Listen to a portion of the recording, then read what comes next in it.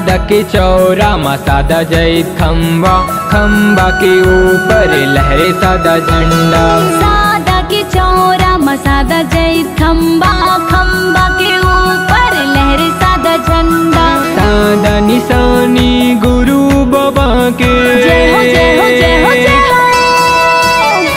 सादा निशानी गुरु बाबा के महिमा बताए हो कि बाबा तोरे, कि गुरु तोरे, कि गुरु तोरे महिमा बतावे हो, कि गुरु तोरे गुण लगावे हो, कि बाबा तोरे महिमा बतावे हो, कि गुरु तोरे गुण लगावे हो।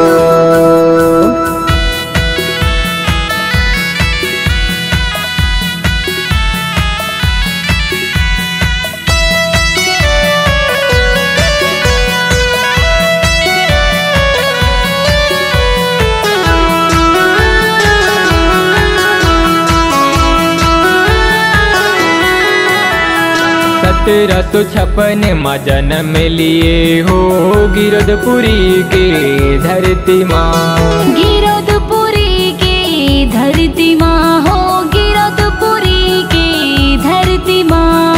महंगुद दादाई अमरावतीन के कहाए ललना, तह कहाए ललना हो, तह कहाए ललना। ऐसन है तुर महिमा गभारी, जय हो जय हो जय हो जय हो।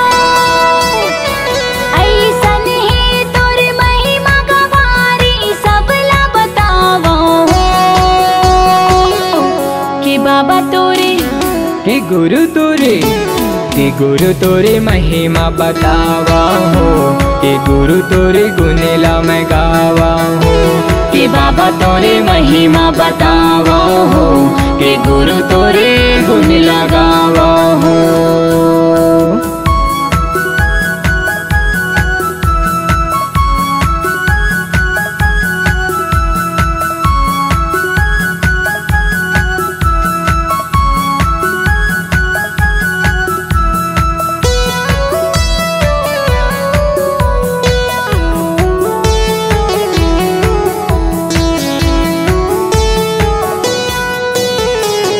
छत पहाड़ी माते बाबा तब के ध्यान लगाए हो, तब के ध्यान लगाए हो बाबा, तब के ध्यान लगाए हो।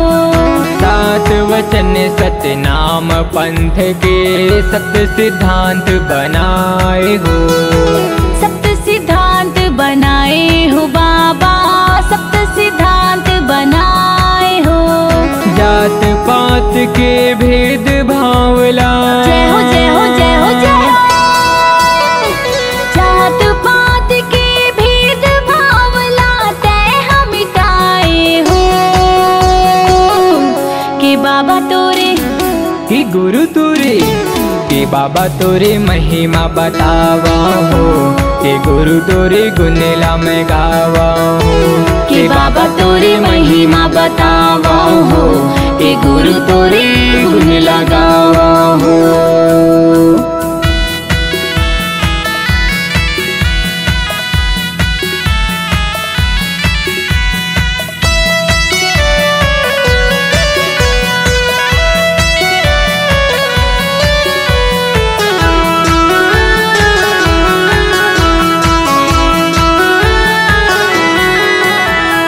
बालकपन ले लीला दिखाए, जग तोरे गुण गाए हो, जग तोरे गुण गाए हो बाबा, जग तोरे गुण गाए हो।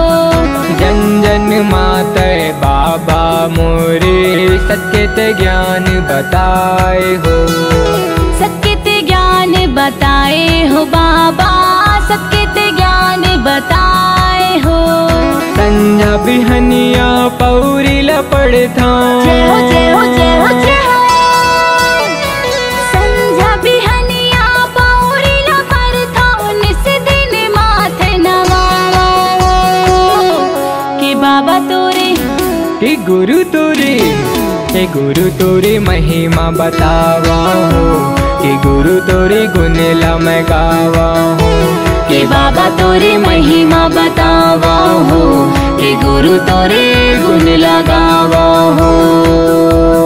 सादा के चौरा मा सादा जैत खम्बा, खम्बा के ऊपर लहरे सादा झंडा। सादा के चौरा मा सादा जैत खम्बा, खम्बा के ऊपर लहरे सादा झंडा। सादा निशानी गुरु बाबा के, जय हो जय हो जय हो जय हो। सादा निशानी गुरु बाबा के महिमा बताए हो,